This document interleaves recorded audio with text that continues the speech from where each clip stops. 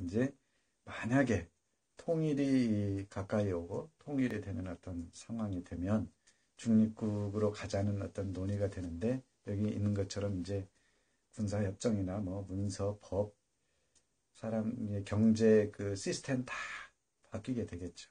예. 근데 중립국으로 가는 것은 제가 보기에는 쉽지가 않을 것 같아요. 쉽지가 않고, 이제 한국 입장에서는 중국과 동맹을 맺는 것은, 중국과 이제 우방국으로서 현재와 같이, 우리가 이제 중국하고 평화협정이 없죠. 러시아하고 일본하고 평화협정이 없어요. 근데 이제 통일 한국이 중국하고 평화협정 단계로 가는 거는 거의 동맹 단계인데, 이제 어렵겠죠. 그리고 만약에 이제 미국하고 중국 두 나라만 있다.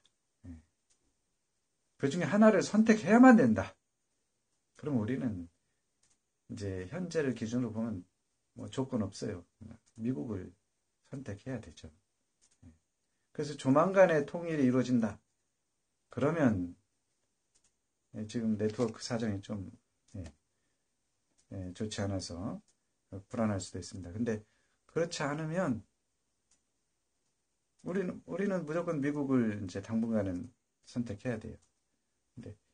근데 만약에 이런 조건, 어떤 특정한 조건에서는 중국을 선택해야 될 수도 있어요. 미국이 망하면 우리는 중국 선택해야 돼요. 미국이 이제 뭐 로마 제국이나 이 징기스칸의 그 몽골 제국이나 대제국들 언젠가는 망하거든요. 근데 망하는데 미국이 지금 뭐 몇십 년 내에 망한다. 이거는 어려워요. 소련은 70년 만에 망했거든요. 70년 만에 망했는데, 이제 그 공산주의 시스템, 그 시스템이 이제 제대로 작동을 안 했고, 또 하나는 국가를 운영하면서 공화국, 그 민족을 인정해줘서 민족공화국을 그대로 유지한 채로 연방을 구성했어요. 그러니까 지금 그 소련을 구성하던 열 몇 개의 연방공화국이 다 해체됐거든요. 근데 그 해체된 것들이 다 나라가 됐어요. 탄자 들어가는 나라들 있잖아요. 카자흐스탄, 키르기스탄, 타지키스탄, 우즈베키스탄, 투르크메니스탄, 이 5개 나라들 다 자기 구성 민족이 있었기 때문에 민족 중심으로 다 분할돼 버린 거예요. 분열돼 버린 거예요. 예. 우크라이나, 벨라루시, 뭐 그리고 발트 3국 이런 나라들 다 독립해 버렸죠. 근데 미국은 지금 이제 그런 저기로 나눌 수가 없어. 민족으로 나눌 수가 없거든요. 굳이 큰 문제 중에 하나가 인종 문제이긴 한데, 인종 문제라고 하는 것이 흑인들하고 백인들하고 다 섞여서 살지, 흑인들은 저기 뭐 예를 들어서 캘리포니아만 모여 살고, 백인들은 텍사스에만 모여 살고 이러지 않거든요. 그러니까 뭐 내부적인 갈등이 심할 수는 있지만 국가가 분열될 그런 상황은 아니고. 근데 이제 한편, 죄송한 지금 조금 네트워크 상태가 좋지 않았습니다. 우리나라는 참 고달픈 역사인 것 같습니다. 이러지도 저러지도 못하는 그 부분, 저도 참 동의해요. 우리 5천년 역사라고 하는데 이제 많은 침략을 받았고 또 침략 속에서 꿋꿋이 잘 살았죠. 이게 재밌는 건 대륙 끝에 붙어가지고 이 대륙 세력이 강해지면 대륙에게 침략을 받고, 이 일본 해양 세력이 강해지면 일본한테 또 침략을 받고, 그래서 좀 고달프게 살고. 다만 희망이 이제 있는 것은 우리가 이제 일제식민지하고 6.25 한국 전쟁을 거친 이후에 산업화하고 민주화가 이 진행이 된 나라. 서방에는 이스라엘 민족이 있다면 동방에는 우리 한민족이 있지 않을까요? 그렇죠. 저도 그런 관점에서 많이 봐요. 그래서 이스라엘 민족이라고 하는 것이 거의 2000년 동안 나라 없이, 거기는 우리보다 더해요. 근데 나라 없이 있다가 1948년도에 이제 그 팔레스타인 지역에 다시 이스라엘을 건국을 해서 현재까지 이르렀는데, 사방이 적이죠. 사방이 적인데, 이제 이스라엘은 핵무기를 개발하고 있다. 개발하고 갖고 있다는 것. 그 다음에 그 나라 국민들이 인구 1000만 명도 안 되는데 똘똘 뭉쳐 있다는 것. 뭐 이런 것들이 좀 이제 다른 부분이겠죠. 근데 동방의 이제 한민족은 일제히 35년간 통치를 이제 경험하고서 또 동족 간에 이제 3년 전쟁을 했죠. 3년 1개월 전쟁을 하고서 분단으로 70년, 53년부터 하면 65년인데 이제 45년부터 하면은 벌써 몇 년이에요? 73년이죠, 이제. 근데 서로 대립하면서 갈등하고 있는 이 상황 속에서 뭔가가 준비되고 있다. 뭔가가 준비되고 있는 거죠. 우리 한민족에게 남북한이 통일이 됐을 때에 이제 이 제대로 방향을 잡고 가면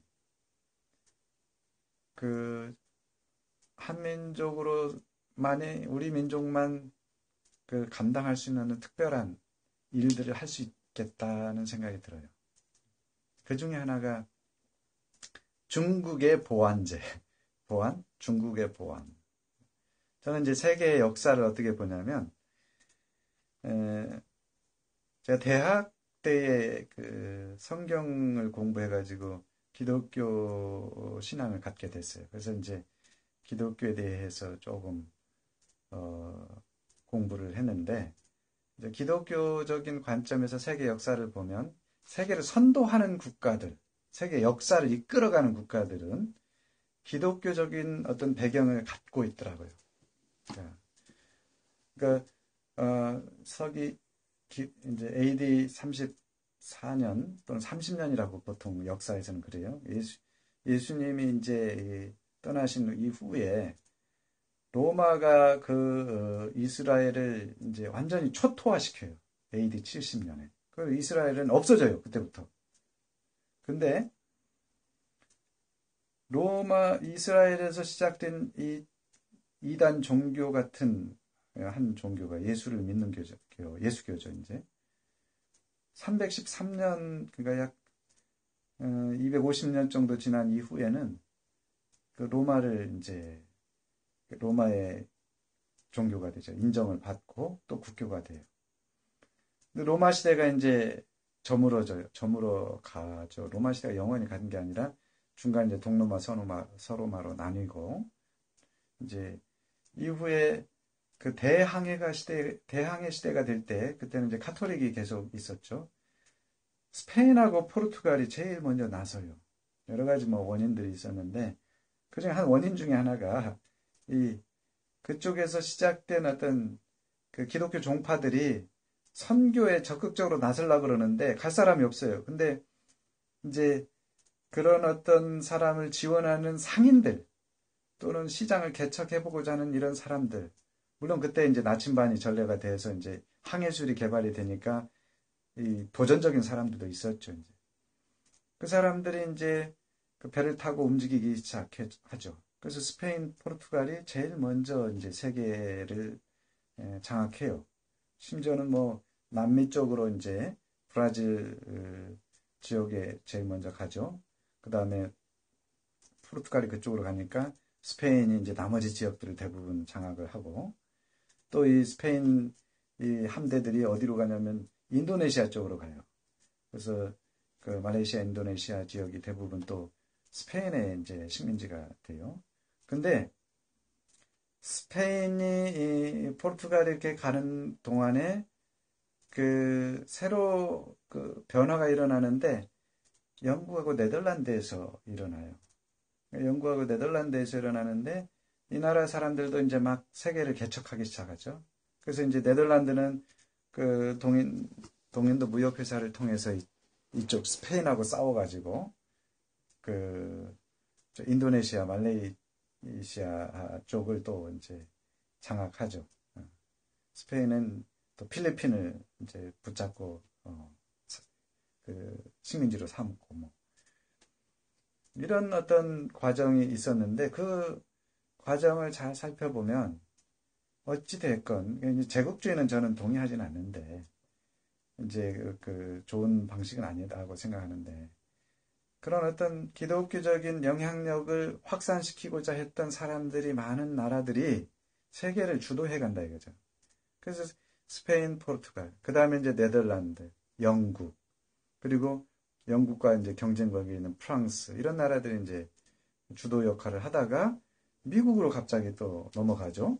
미국이 등장하고 1776년도에 독립선언하고서 이제 아니 저기 150년 정도 지난 이후에 미국이 등장을 해요. 근데 미국도 이제 적극적으로 그런 어떤 미국은 개신교 쪽에 이제 그 신앙을 전파하는데 많은 사람들 지금도 이제 제일 많죠.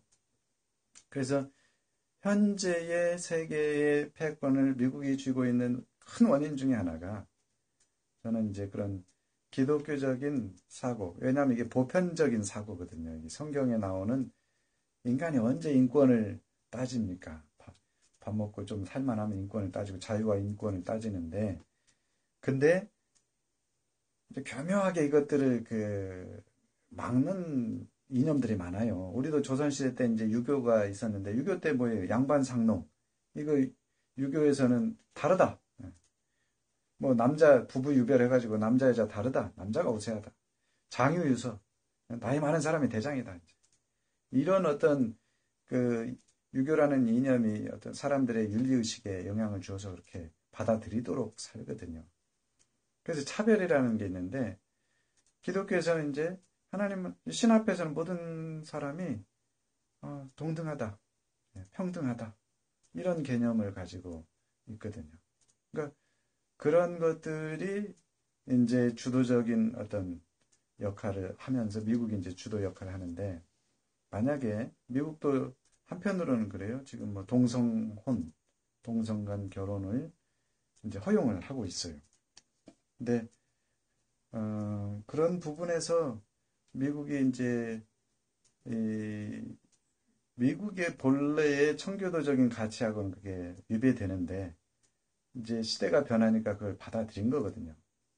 근데 만약에 그런 어떤 청교도에 반하는 가치가 주도적인 세력이 돼버리면 미국도 망할 가능성이 있어요. 아무리 뭐 강력한 국가라도 어디서 어떤 구멍이 생겨서 망하지 않고 영원하리라는 보장은 없거든요. 근데 또 한편으로는 중국을 잘 살펴보면요. 중국이 경제 발전을 하는 데에 이 프로테스탄티즘이라고 하는 서구의 자본주의를 발전시키는 원동력을 연구한 그 막스 웨버라고 하는 독일 사회학자가 프로테스탄티즘과 자본주의 그 정신, 자본주의 발전 이런 책을 이제 지으면서 거기서 이제 이 프로테스탄트 정신이 자본주의 발전을 촉진시켰다. 이렇게 얘기를 해요. 근데 중국을 잘 살펴보면 그 부분이 맞아 들어간 것 같아요. 그러니까 중국이 모택동 시절에는 철저하게 이 기독교를 박해를 해가지고 대부분 지도자들은 이 감옥에 가거나 죽거든요. 특히 문화 대혁명 때는 싹쓸이를 했어요. 감옥에 갇혀있는 사람들만 살아남았어요. 주요 지도자들 중에는. 근데 재밌는 건 등소평이 1978년도에 집권하면서 이 부분을 이제 자유화시켜요. 개혁 개방 정책의 일환으로 자유화해서 1982년도에 전부 다 풀어줘요. 이 기독교 관련 활동으로 감옥에 갇힌 사람은 이제 전부 다 풀어줘요. 그러니까 이분들이 감옥에서 20년, 30년 동안 있었는데 어떻게 보면 신앙적인 이 능력이 갈고 닦아진 거예요. 이번에 나와서 가정교회 또는 언더그라운드 처치죠. 이제 그 지하교회 활동을 하면서 중국인의 엄청난 이 기독교 전파가 일어나요. 그래서 기독교 전파되면서 프로테스탄티즘도 같이 전파가 돼요. 중국에.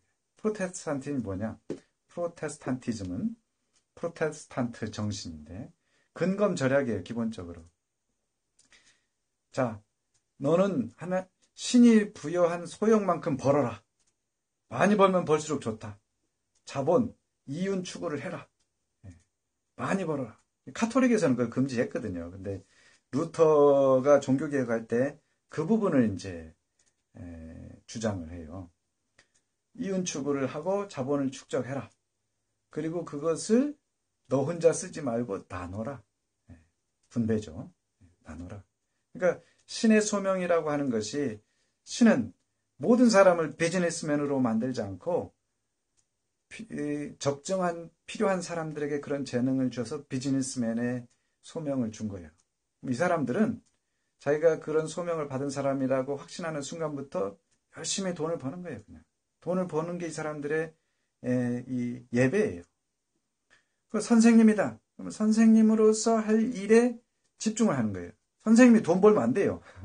선생님은 먹고 살 수준만 유지되면 되고 학생을 가르치는 일에 집중하는 거죠. 경찰 마찬가지. 모든 직종, 그러니까 물론 성경에서 이제 금하는 어떤 예를 들어서 뭐 창녀 이런 어떤 이제 성매매 이런 것들은 안 되죠. 근데 성경에서 허용이 되는 그런 직종에 대해서는 소명에 따라서 벌어라. 이윤을 추구해라예요. 그리고 나누라. 그것을 이제 서구 사회에서 받아들였던 거죠. 미국도 그걸 받아들이고.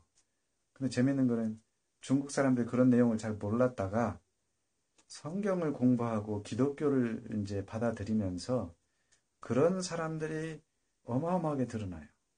대표적인 지역이 웬조우라고 중국 온주 지역이에요. 웬조우 지역의 기독교 비율이 뭐 40%라고 그래요. 큰 도시예요. 여기도 1000만 넘는. 근데 이제 중국 사람들이 말하기는 중국의 하여튼 비즈니스 중심지다.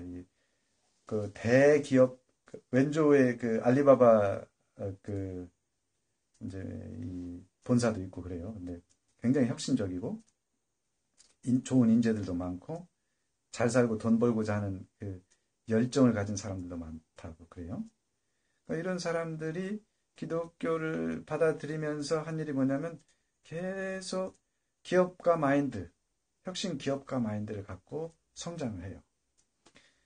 그러면 이제 큰 틀에서 보면은요, 이 중국도 정상적으로 발전을 하고 있는 거예요. 물론 공산 독재, 정치적으로는 아직 후진국이지만 시장 경제 시스템에서 보면 경제가 제대로 발전하고 있는데 중국은 아직 그런 세계적인 리더십을 발휘할 만한 이념적인 또는 의식적인 수준이 되지 않아요. 낮죠. 근데 중국이 꼭 배우고 따라가는 나라가 있는데 어디냐? 한국이에요. 1990년대, 그러니까 1978년대 등샤오핑이 개혁개방 시작하고 82년도에 이제 전면적인 어떤 자유화 정책을 이제 시작을 하죠. 그래서 선전 특구부터 계속 경제 특구를 지정해서 발전을 시키고 이제 해안 지역을 통해서 이제 해안 도시들, 대도시들이 발전을 하고 북쪽으로 이제 오죠. 중국이 발전할 때의 가장 큰 모델은 한국이에요. 물론 싱가포르 모델이라고 자기들은 얘기해요. 왜냐하면 싱가포르 모델이 뭐냐면 싱가포르는 독재국가거든요. 일당 독재국가예요. 거의. 독재를 하면서 시장 경제를 제대로 하고 있는 나라가 싱가포르예요. 여기도 뭐 인구 600만, 500만, 600만 많지 않으니까. 실제적으로 큰 나라의 사례를 보고 적용을 하려면 한국만큼 좋은 사례가 없어요. 그래서 중국이 이제 한국에 많이 왔다 갔다 하고 한국의 사례를 연구하고 물론 우리도 경제 발전할 때는 독재했어요. 박정희 대통령 때. 독재 체제에서 관료 중심의 그 산업화 과정을 겪죠. 그래서 그런 어떤 사례를 중국이 한국으로부터 배우는데 이제 시장 경제화, 국가 경제 발전 5개년 계획이라고 하는 어떤 그런 이제 발전 계획이나 이런 것들도 다 받아들이지만 지금은 중국에서 한국의 문화를 계속 뭐 연구하는 사람도 있지만 받아들여요. 한국의 문화를 선진화된 문화로. 미국 문화를 받아들이는 것보다 한국 문화를 더 많이 받아들인다 이거죠. 그래서 한국 문화에 대한 유사성도 크고 그 다음에 맥락에서 유사하기 때문에 받아들이기가 쉽고 한국에서 유행하는 또는 인기가 높았던 프로그램은요. 중국에서 그 판권을 사든지 아니면 도둑질해서 만들든지 중국 TV에 다 방송됐어요. 웬만한 뭐 진짜 사나이. 제가 중국 그 유튜브를 보니까 그 소호나 이제 수호인가 뭐 요쿠 있잖아요. 가끔가다 이제 중국 쪽 중국어 방송에 이제 중국어를 좀 배워보고자 해서 한때는 좀 봤어요. 근데 시간 나면 봤는데 진짜 사나이 하고요. 아빠 어디가 옛날에 했던 프로그램 무슨 뭐 나가수 나는 가수다 뭐 이런 거. 한국에 요즘에는 이제 안 봐서 잘 요즘 프로그램 모르겠는데 한국 유행하면 다 가요. 네. 그쪽에서 따라서 해요. 그리고 그쪽에서 엄청나게 인기가 많아요. 그러니까 계속 한국을 주목하면서 봐요. 물론 이제 한중 관계에 따라서 막 중국 정부가 통제를 하니까 못하는 부분도 있는데 예. 무에서 유를 창조한 산업화 정책의 교과서라 하죠. 그렇죠. 한국의 어떤 사례는 참 독특해요. 어? 뭐 자원이 있습니까? 자원 없어요. 한국에 뭐 북한 쪽에 자원이 좀 있는데 남한 쪽에는 뭐 자원 없죠. 예. 무슨 자본이 있었나요? 무슨 자본이 있어요? 그냥. 예. 근데 이제 박정희 대통령 산업화할 때에 중요한 이념 중에 하나가 잘 살아보세잖아요. 그 뭐 새마을 운동 뭐 이런 게 있는데 그 배경에 프로테스탄티즘 그 시기가 또 한국에서요 기독교가 확 확산되는 시기예요.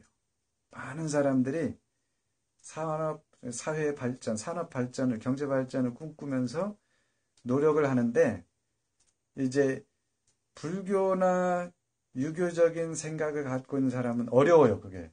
왜냐하면 우리가 잘 살고자 하게 되면 열심히 노력을 하고 고생도 해야 되거든요.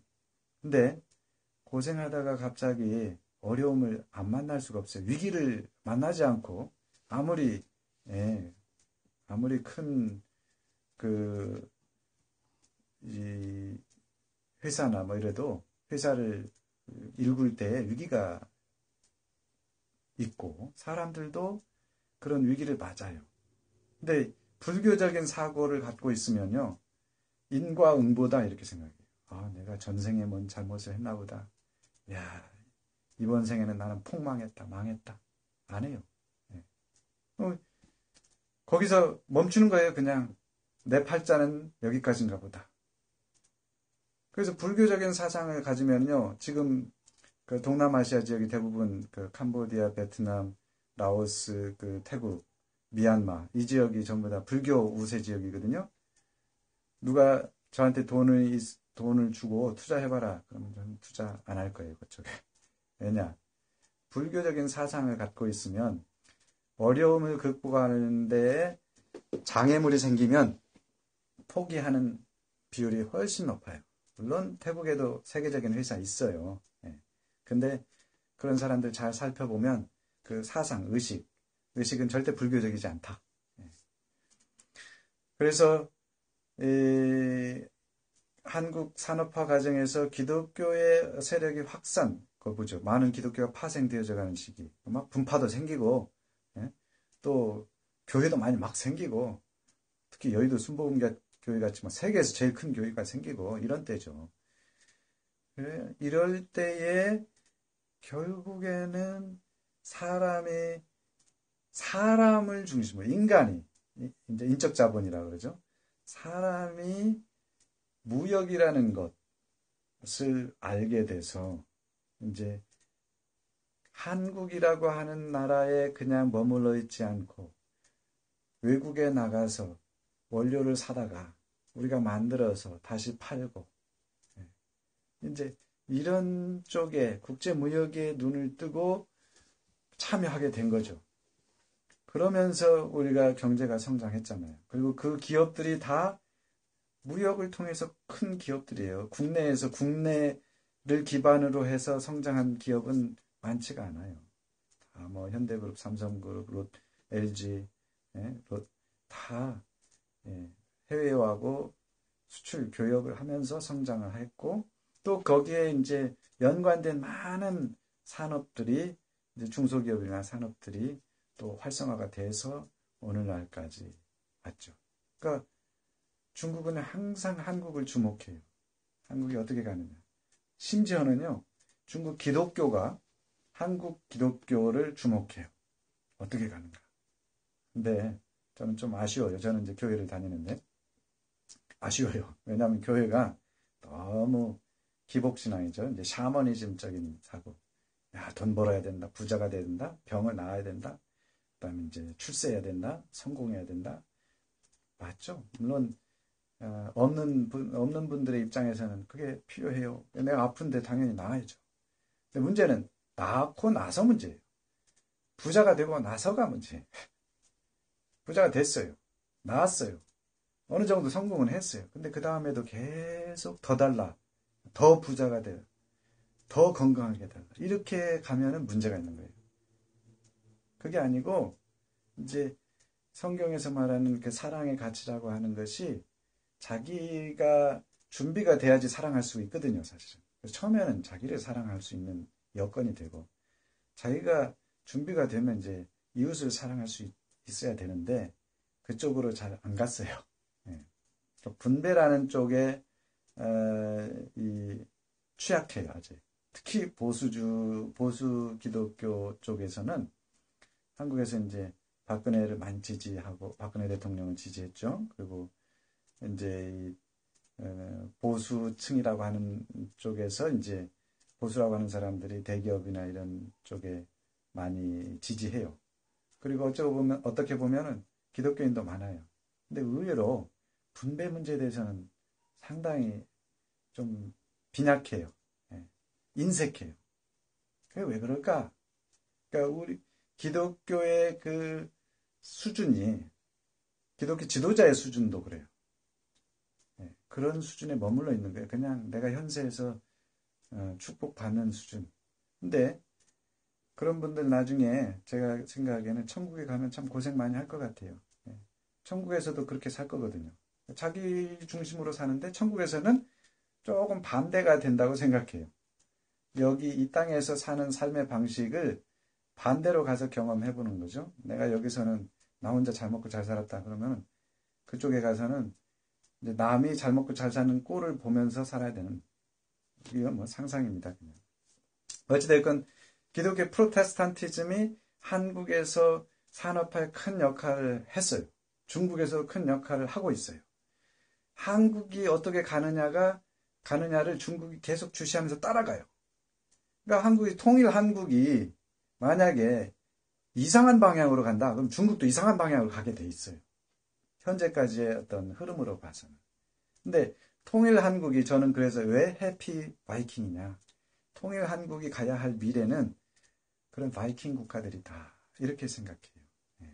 그래서 바이킹 국가들이 갖고 있는 어떤 사고방식, 의식, 사회 시스템을 우리 한국에 맞추어서 우리 통일 한국의 미래를 준비해 놓고 가면 한국도 살고 중국도 살아요.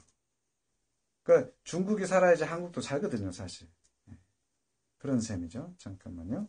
1894년 갑오개혁 이전에는 가톨릭교가 주를 이루었다 생각합니다. 예, 그렇죠. 임진왜란 때부터 포르투갈 신부가 이제 한반도에 들어왔다 그러거든요. 갑오개혁의 신분제 폐지 공표로 모든 이는 신 앞에 평등하다는 개신교의 신념 아래 우리나라 국민들이 많은 자각이 일어났다 생각하며, 또한 우리나라 지역적 사상 문화들이 다양하게 태동되어서 한류 문화의 기틀을 이루었다 이렇게 생각합니다. 예, 저도 이 부분이 동의해요. 저하고 생각이 많이 비슷하네요. 그러니까 이 가톨릭이 한반도에 전래된 거는 이제 일본을 통해서 전래돼 있었고, 이 일본이 원래 훨씬 스페인, 포르투갈로부터 특히 스페인이죠. 이 식민지는 아니지만 영향을 많이 받아요. 조총도 이제 수입해가지고 임진왜란때 많이 써먹었죠. 그러면서 이제 그 신부들이 이제 신앙을 전파하기 위해서 들어와서 그 이후에 많은 기록은 없어요. 한국 그 조선 사람들 일본으로 많이 끌려가기도 하고 또는 그냥 자기 발로 간 사람도 있을 거고 또 일본이 그 군인으로 왔다가 눌러 앉은 사람들도 있다고 그래요. 그러니까 그런 사람들 중에 만약에 신앙이 있었으면 그게 영향을 주고받았겠지 않나. 근데 이제 실질적으로는 우리 실학가들 박지원이나 이런 분들이 이제 중국의 북경에 가서 새로운 문물들, 특히 이제 서학을 배우면서 천주시리와 같은 책을 접하죠. 그래서 그걸 한국에 갖고 와서 자생적으로 카톨릭이 형성이 돼요. 세계에서도 참 유례가 없는 독특한 이제 신앙 방식이죠. 전파 방식이죠. 그래서 그분들이 공부하면서 이거 천주님이 계시네. 그래서 이제 천주교가 된 거죠. 따라가긴 했는데 국가에서 보니까 제사를 그만해. 유교에서 중요시하는 이념을 이제 형식이죠. 제사를 거부한다 그러니까 이제 박해를 해가지고 그냥 뭐 여러 차례 수많은 사람들, 엄청난 사람들이 희생을 당하고 죽죠. 그게 순교의 피죠. 그것도 그런 분들이 있고 1894년에 이제 개신교 쪽에서는 1894년 가보개혁하고 같네요. 아펜젤러 언더우드 이 두 분, 언더우드는 장로교파고 아펜젤러는 아마 감리교파로 알고 있는데 이분들이 들어와가지고 이제 복음을 전파하면서 이제 개신교의 원년이다 이렇게 얘기를 해요. 그래서 어떤 기독교가 굉장히 확산되면서 특히 여기 자각이라는 말씀을 하셨는데 이승만이라는 분도 그런 자각을 갖더라고요. 제가 이제 읽어보니까 젊었을 때 이승만은 야 이거 왕정 한마디로 이씨 왕조 망해야 된다. 이 사람이 이제 양반 가문 출신인데 그런 생각을 갖게 됐더라고요. 그래가지고 양반 가문이 망하고 공화제가 형성이 돼야 된다고 주장을 하니까 감옥에 가뒀어요. 그 감옥에 가뒀는데 할 일이 없으니까 성경이나 좀 나는 이제 그때 당시에 이제 이런 시대죠. 일본이 메이지 유신을 하게 된 이유가 뭐냐면요. 서양 사람들이 막 왔다 갔다 하는데 이 사람들 만나보니까 뭐 신기한 물건들이 굉장히 많은 거예요. 그리고 가끔 가다가 이제 그 사람들하고 같이 배 타고 가보니까 눈이 휘둥그레지는 거예요. 뭐 차들이 굴러다니고 전기를 사용하고 뭐 이런 거죠. 그러니까 우리는 무조건 저거 배워야 된다. 일본 사람들은 그렇게 이제 일본의 선각자들은 그렇죠. 저거 무조건 따라가야 된다. 그래서 메이지 유신 이제 시작을 하는데 한국에도 그런 사람들이 좀 있었죠. 조금 그래도 이제 서양 사람들하고 소통하고 만났던 사람들이 서양은 엄청나게 발전된 문물을 갖고 있고 문명도 높은 수준이다. 우리가 거기를 따라가야 된다. 근데 따라가려고 보니까 이게 이 사람들의 사고방식, 의식이 어떻게 형성됐느냐? 크리스트교, 기독교를 중심으로 형성이 됐다. 그래서 우리는 나라가 살 길은 이 썩어빠진 불교나 뭐 유교가 이게 아니고 기독교를 받아들여야 된다. 이렇게 해서 나라를 살리고자 기독교를 받아들인 사람 꽤 돼요. 그 중에 한 사람이 이승만이에요. 그 감옥에 갇혔죠. 근데 거기에 감옥에 갇혀서 성경을 읽는데 예, 저기 누구죠? 이상제라고 하는 당대 석학이죠.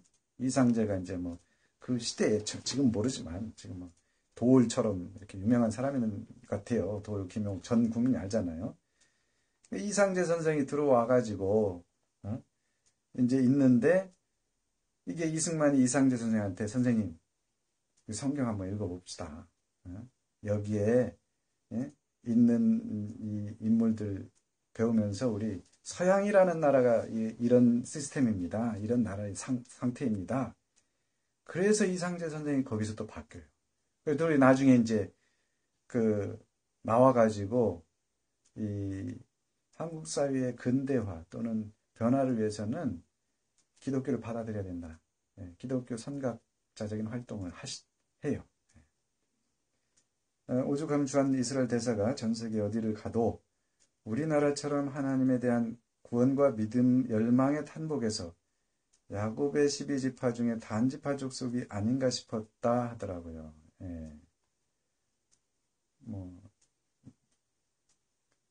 그런 말씀을 하셨나 보네요. 대사님이니까 대사님은 보통 이제 외교적인 발언을 많이 하죠. 그래서 그럼에도 불구하고 이스라엘 분들은 굉장히 종교적이에요. 뭐 거기도 세속화된 사람이 많이 있는데 아주 근본주의자들. 이런 분 뭐 뚜껑 이렇게 검은 뚜껑 큰 모자 쓰고 뭐 수염 길고 까만 옷 입고 다니는 분들, 이런 분들은 완전히 근본주의자거든요. 근데 근본주의자가 굉장히 많다라는 거죠. 이제 이스라엘 내에 보통 어느 신앙이든지 종교든지 근본주의자는 1%를 못 넘어요. 근데 이스라엘은 근본주의자들이 거의 10% 가까이 된다고 그래요. 골머리를 앓는다 그래요. 정치인들이. 이분들이 일 안 하거든요. 일 안 하고 그냥 뭐 배우고 기도하고 뭐 활동하고 하는데 쓰죠. 어찌됐든 이스라엘의 그런 종교성이 아주 탁월한 백성들이죠. 근데 그분들이 보기에 한민족도 굉장히 종교성이 강하다, 이런 생각은 갖고 있을 거예요.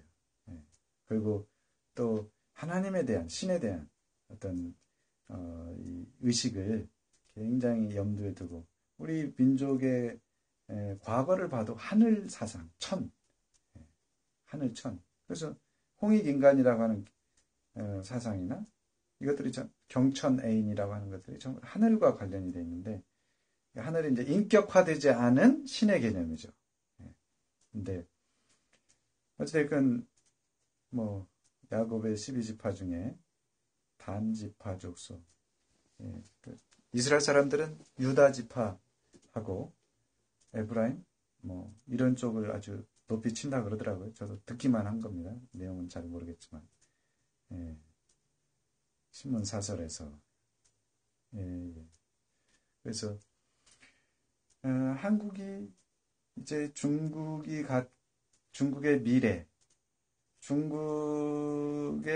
미래는 중국인들이 결정하는데, 중국 사람들의 의식, 생각, 어떤 생각을 갖느냐에 따라서 결정을 해요. 요즘에 중국에서 이제 유명한은 아니죠. 사람들, 대중의 주목을 받는 기사가 판빙빙 실종 사건, 장웨이제라고 하는 무슨 유명한 배우인지 가수인지 표본으로 만들었다나, 제가 지나가면서 읽었는데, 어쨌든 판빙빙이라는, 저도 이제 이름은 들어봤거든요. 그러니까 유명한 배우가 그 중국 CCTV에서 뉴스에서 탈세 혐의를 고발했어요. 근데 이 고발한 이후에 이 사람이 사라져버렸어요. 언론에서 사라져버리고 대중의 무대에서 완전히 사라졌어요. 그리고 나서 오늘인가 어젠가 그 동생이 판청청이라는데 이제 약간 조심스러운, 상당히 절제된 인터뷰를 했더라고요. 중국 사회에서니까 우리 가정이 좀 안전하게 살고 싶다, 이런 식으로. 그러니까 언론에서 한번 터뜨려가지고 이 사람이 연예인 활동을 하면서 돈을 많이 벌었겠죠. 벌면서 이제 세금 탈루를 할 가능성도 있죠. 근데 세금 탈루를 조사하는 과정에서 이제 아예 구금시킨 거죠. 가택연금이든 구금이든 또 위협을 받았겠죠. 그래서 정확하게 기억이 안 나는데 이 사람이 혹시 보실라이하고 연결된 사람인지 모르겠어요. 한번 찾아봐야 되겠네요.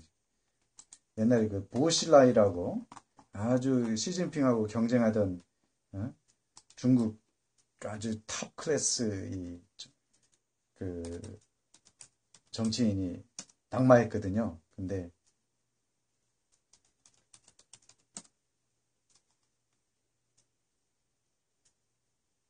보실라이는 장웨이제라고 하네요. 장웨이제하고 내연녀 관계였는데 이제 보실라이는 그 부인이 구카일라이라고 하는데 아주 독한 여자인데 뭐 독살 아주 보통 아침 그 골 때리는 드라마에 나오는 그 스토리가 보실라이 스토리인 것 같아요.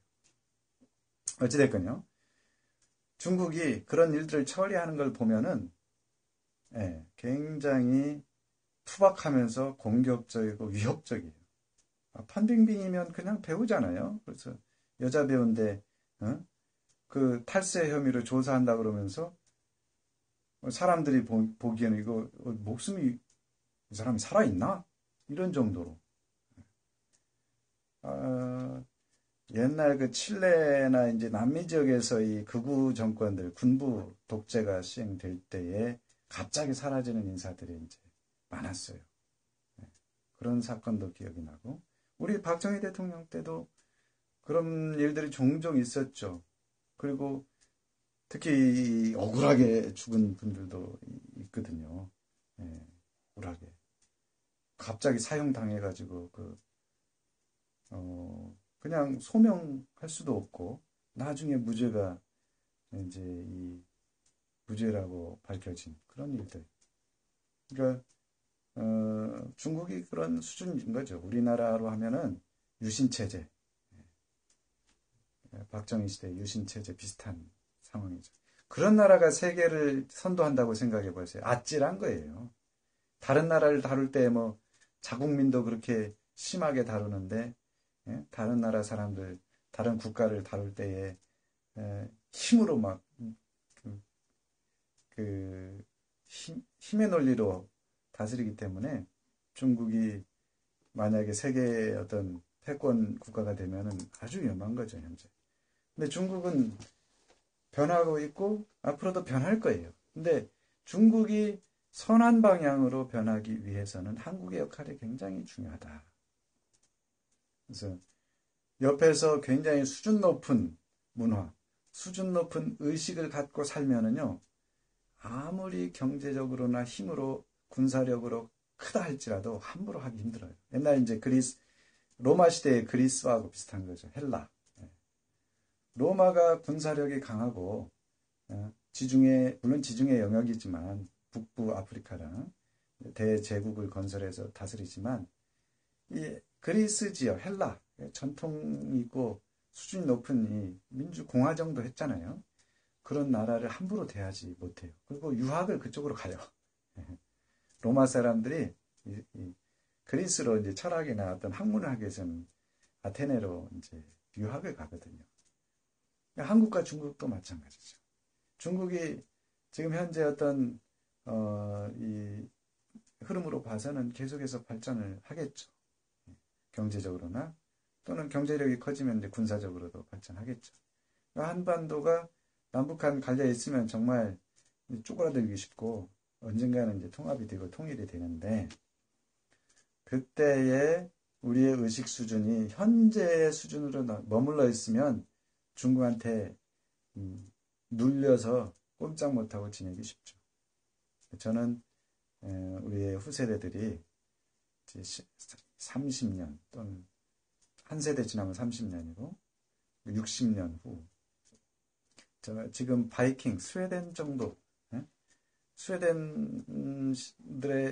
사람들의 시민의식, 정치의식 또는 문화 이런 정도만 유지해도 인구가 벌써 8천만이 넘잖아요.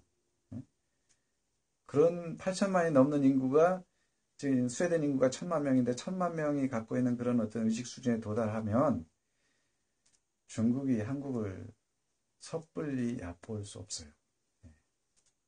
뭐 자기들의 국가 이익이 있으니까 서로 교류를 하고 경쟁도 하고 그러겠지만 무시는 못하는 거죠.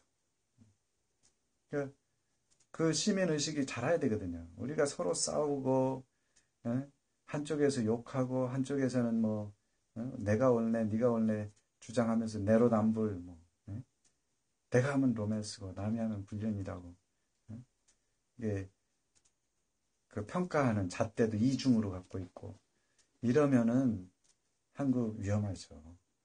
근데 저는 가능성을 갖고 이제 뭐 어느 정도 가능성이 있을지는 모르지만 나부터라도 그런 변화를 시도하고 또 한두 사람 점점 더 변화가 시작되면 그리고 우리의 의식 수준이나 구조가 이제 이 바이킹 정도 수준이 되면 중국을 우리가 끌고 갈 수 있다. 중국을 선도할 수 있다. 이렇게 생각은 해요. 그 정치인들 이제 요즘에 뭐 욕 많이 먹죠. 스웨덴 EBS에서 방송된 그 스웨덴 그 의회 보니까요. 자전거 타고 출퇴근하죠.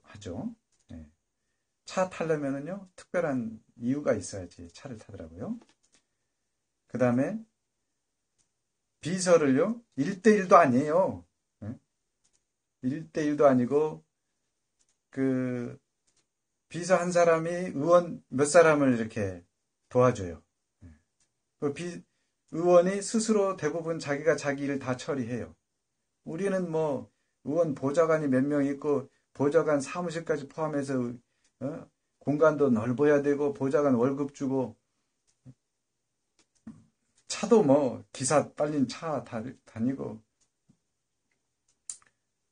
이제 굉장히, 이 무슨 높은, 사실은 국민의 선출된 심부름꾼이라고 이제 선거할 때는 얘기해요. 근데 선거할 때만 그렇게 얘기하고, 선거 끝나면 심부름꾼은 싹 사라져요. 뭐, 참, 저는 그런 부분은 차츰차츰 바뀌었으면 좋겠어요. 그래서 자기가 국회의원이라는 게 뭡니까? 그냥 대통령은 아니잖아요. 대통령 모든 부분을 다 알 필요는 없어요. 왜냐하면 그렇게 알 수도 없고. 그러니까 보좌관들이나 비서관들이 있어서 이제 대통령의 결정을 바르게 할 수 있도록 도와주어서 이제 대통령의 업무를 수행하는데 국회의원까지 그 정도냐? 우리 국회 299명인데 국회의원 299명에 각 지역구 그 이제 광역의원이나 이런 지역의원이나 이런 분들도 다 모르겠어요. 이제 그 고용 측면에서 보면 조금 도움은 되겠지만 그렇죠. 각 지역의 국민을 대표하는 입법기관이잖아요. 그 지역의 국민의 의사를 확인하고 국민의 그 가려운 부분을 해결해 주는 어떤 역할을 하는 데에 얼마나 그 많은 사람들이 필요해요.